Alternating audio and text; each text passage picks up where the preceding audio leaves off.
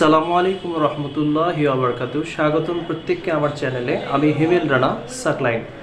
প্রিয় শিক্ষার্থীবৃন্দ, আজকে বরাবরের মতো উপস্থিত হয়েছি পঞ্চম শ্রেণীর গণিত ক্লাস নিয়ে।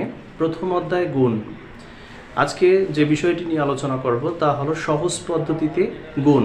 কিভাবে সহজ পদ্ধতিতে গুণ করা যায়। অঙ্ক থাকবে গুণ, কিন্তু করতে হবে যোগ বা বিয়োগ। যোগ বা বিয়োগের মাধ্যমে কিভাবে সহজেই সহজ পদ্ধতিতে গুণ করা যায় এই বিষয়ে আমরা আজকে আলোচনা করব। তাহলে শুরু করছি। পর্ব ৫, সহজ পদ্ধতিতে গুণ করো, পাঠ্য বই পৃষ্ঠা ৪। তো আমাদের প্রথম যে প্রশ্নটি হলো সেটি হলো ৯৯৯ গুণন ৩২। এটা গুণ আছে, কিন্তু কিভাবে আমরা এটাকে বিয়োগ বা যোগের মাধ্যমে আমরা গুণ করতে পারবো।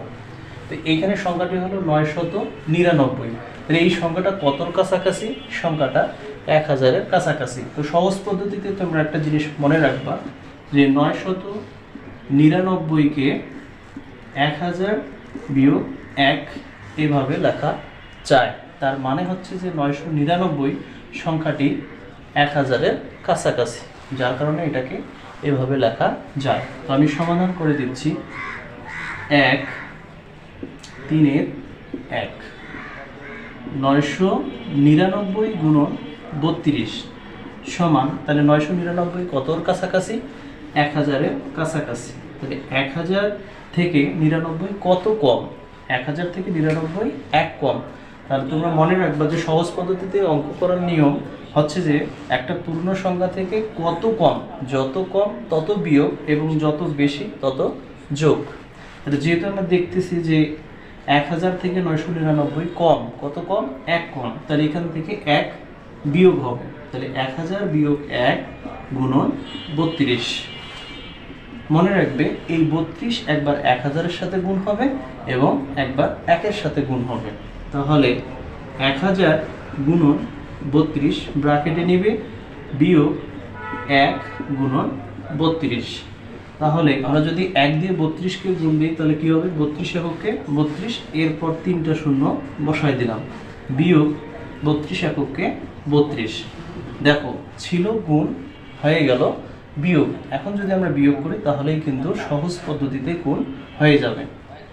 ২ আছে ১০-এর সমান করতে ৮, হাতে থাকলো ১, ৩-এর ১-এ ৪, ৪ আছে ১০-এর সমান করতে ৬, হাতে থাকলো ১, ১ আছে ১০-এর সমান করতে ৯, হাতে থাকলো ১, ১ আছে ২-এর সমান করতে ১, ৩, ৩। তাহলে এটাই হচ্ছে আমাদের সহজ পদ্ধতিতে গুণ। তো আশা করি প্রিয় শিক্ষার্থীবৃন্দ তোমরা সহজ পদ্ধতিতে গুণ বুঝতে পেরেছো। তবে এটা অবশ্যই তোমরা মনে রাখবা, যে সংখ্যাটাকে তোমরা একটা পূর্ণ সংখ্যায় নিয়ে যাবা, যেমন ৯৯৯ ছিল, এটা কতর কাছাকাছি, মানে এটা ১ হলেই তো ১০০০ পূর্ণ হয়। এই পূর্ণ সংখ্যা থেকে কত কম? পূর্ণ সংখ্যা থেকে ১ কম। তাহলে আমি ১ বিয়োগ দেবো। পূর্ণ সংখ্যা থেকে যত বেশি তত যোগ দেব, আর পূর্ণ সংখ্যা থেকে যত কম তত বিয়োগ হবে। এটাই কিন্তু মনে রাখার সূত্র। তোমরা যদি এটা বুঝতে পারো তাহলে এখানকার ২ নম্বর অঙ্ক এবং ৩ নম্বর অঙ্ক কিন্তু হয়ে যাবে। ২ নম্বর অঙ্কটা কি করবা?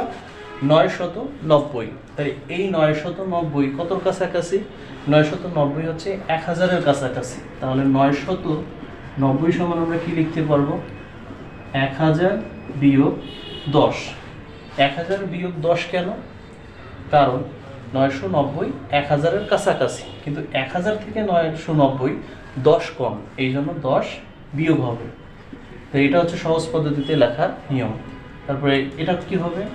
৯৯০০। তাহলে ৯৯০০ এটা কতর কাছাকাছি? ৯৯০০, আর ১০০ হলে কিন্তু এখানে ১০০০০ হয়। তার মানে ১০০০০ থেকে ১০০ কম। তাহলে ১০০০০ বিয়োগ ১০০। তাহলে এটা কিন্তু সহজ পদ্ধতিতে লেখার পদ্ধতি হবে এটাই, যে ৯৯০০ এটা সংক্ষিপ্ত পদ্ধতিতে লেখার নিয়ম হচ্ছে ১০০০০ বিয়োগ ১০০। কেন? কারণ ১০০০০ থেকে ৯৯০০ ১০০ কম, যত কম তত বিয়োগ, আর যত বেশি তত যোগ। তো প্রিয় শিক্ষার্থীবৃন্দ, আমি আশা করি তোমরা যদি ১ নম্বর অঙ্কটা বুঝে থাকো তাহলে ২ হোমওয়ার্ক হিসেবে থাকলো এবং ৩ হোমওয়ার্ক হিসেবে থাকলো। এটা বাসায় তোমরা অবশ্যই প্র্যাকটিস করবে। এর পরবর্তী ক্লাসে আমরা আলোচনা করব কিভাবে পূর্ণ সংখ্যার সাথে যোগ হয়। যেমন এখানে বিয়োগ, এখানে 990, তাহলে এটা যেহেতু 1000-এর কাছাকাছি ছিল, যার কারণে 1000 থেকে 990 10 কম বিয়োগ, তাহলে যখন পূর্ণ সংখ্যা থেকে বেশি হবে তখন যোগ করে কিভাবে সহজ পদ্ধতিতে গুণ করা যায়।